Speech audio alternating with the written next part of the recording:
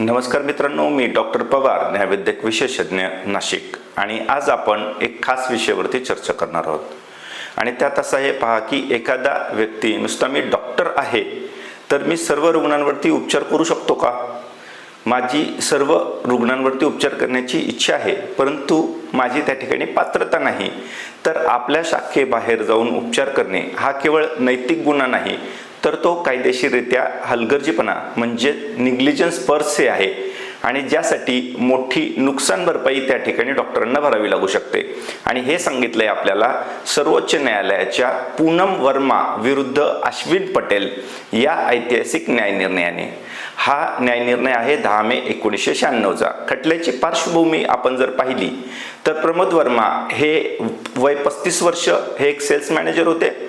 Doctor Ashwin Patel हे homeopathic doctor त्यावेळी practice करत होते आणि ते मुंबई होमिओपॅथिक प्रॅक्टिशनर्स ॲक्ट अंतर्गत नोंदणीकृत होते. प्रमोद वर्मा यांना ताप आला. डॉक्टर पटेल यांनी त्यांना सुरुवातीला व्हायरल फीवर असं निदान करून ॲलोपॅथिक औषधे जसे की अँटीबायोटिक्स हे सुरू केलेले होते. 5-6 दिवस उलटून गेल्यानंतर ही ताप कमी झाला नाही, म्हणून डॉक्टरांनी त्या ठिकाणी रक्ताची तपासणी केली नाही, लघवीची कोणतीही तपासणी केली नाही आणि टायफॉइड आहे असे गृहीत धरून उपचार सुरू केले. त्यांची तब्येत बिघडल्यानंतर त्यांना पुढे दुसऱ्या नर्सिंग होममध्ये पाठवण्यात आले. तेथे डॉक्टर पटेल यांच्या सल्ल्याने त्यांना ग्लुकोज देण्यात आले, परंतु ड्रीप लावण्यापूर्वी त्यांच्या साखरेची पातळी कोणतीही तपासणी करण्यात आली नाही. परिणामी त्यांना तीव्र श्वास घेण्यास त्रास झाला आणि त्या ठिकाणी रुग्णाचा मृत्यू झालेला होता. पूनम वर्मा ज्या की प्रमोद वर्मा यांच्या वाईफ आहेत, त्यांनी राष्ट्रीय ग्राहक तक्रार आयोग यांच्याकडे तक्रार दाखल केलेली होती. आणि त्यामध्ये त्यांचं असं म्हणणं होतं की डॉक्टर पटेल जे आहेत ते होमिओपॅथ असताना त्यांनी ॲलोपॅथीची औषधं का वापरली? टायफॉइडचं निदान नसताना, विडाल टेस्ट न करता अशा पद्धतीचे उपचार का केले? ॲलोपॅथीचे डोस, साईड इफेक्ट्स किंवा इतर बाबी माहीत नसताना उपचार करणे म्हणजे रुग्णांच्या जीवाशी खेळणे असे नव्हे का? असे त्यांचे प्रमुख त्या ठिकाणी आरोप होते.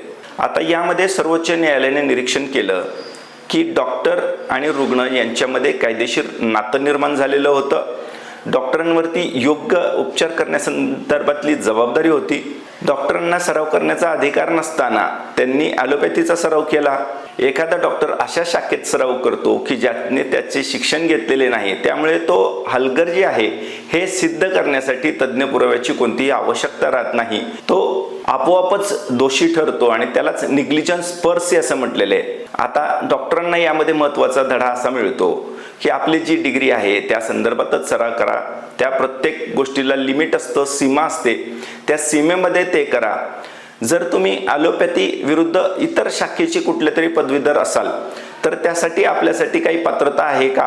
आपल्या राज्यांमध्ये ज्या ठिकाणी आपण प्रॅक्टिस करतोय किंवा परिषदेमार्फत त्या संदर्भातील काही मार्गदर्शक सूचना किंवा तत्व निर्गमित करण्यात आलेली आहेत का?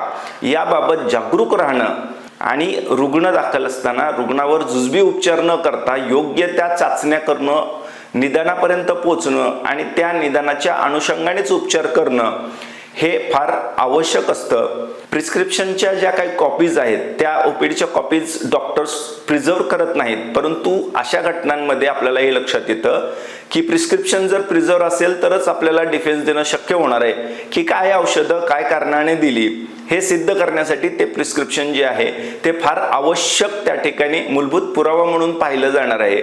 आणि ते नसेल तर त्या ठिकाणी ॲडव्हर्स इन्फरन्स जो आहे तो निघू शकतो. आपल्या शाखेच्या बाहेरचा असेल तर योग्य स्पेशालिस्टकडे आपण त्या रुग्णाला रेफर करणं, वेळेवर रेफर करणं आणि त्या डॉक्टरांच्या संपर्कात राहून नेमकं काय त्या ठिकाणी उपचार झालेले याबाबत माहिती ठेवणं हे देखील त्या ठिकाणी आवश्यक असतं.